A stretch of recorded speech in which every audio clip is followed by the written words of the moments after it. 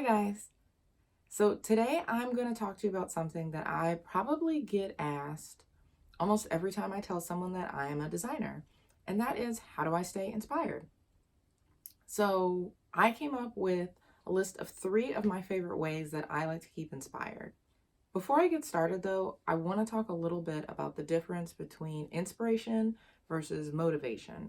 I think sometimes people use the 2 words interchangeably when they talk about, oh, I'm not feeling inspired. Well, I think sometimes you're maybe not feeling motivated. So here's my explanation of the 2. I would say that inspiration to me is that feeling you get when a good idea strikes and you're excited to develop and mold that idea into a new design or maybe even a collection. Motivation is kind of what gets you in motion from start to finish. And my quick tip for getting started, if you're struggling to find that motivation, is to pick one of the things that you're most excited about working on and just start with that. Do you like to sketch? Do you like making mood boards? Are you a draper? Start with that first, and I think it's a little easier to kind of keep the steam going as you move through your design process. So with that said, let's go ahead and get into the list. 1, travel. Yeah, I know. It seems like the most obvious thing I probably could have put on a list, right? But the more you get out and the more you see, the more inspired you'll feel, the more material you'll have to work with. While it's great to take a trip somewhere exotic, don't feel like you have to take a private jet to Fire Island to get the creative juices flowing. Please look online to see if there's some events or festivals that are nearby. Something you've never experienced before. New experiences to me always work best in terms of feeling inspired.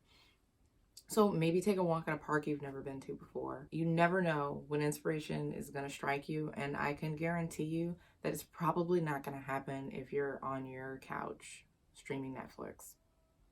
Sorry. Number 2, surround yourself with creative people. So all of your friends don't have to be fashion designers, but it is important who you surround yourself with. You know, it's kind of like you are what you eat. I mean, don't eat your friends, but you get it. For example, I have tons of friends who are musicians, graphic designers, painters, photographers, etc., and it's not only great to support other artists and small businesses, but I think it helps you really look at your work from maybe a different perspective. So, who knows? Maybe you'll end up inspiring somebody else.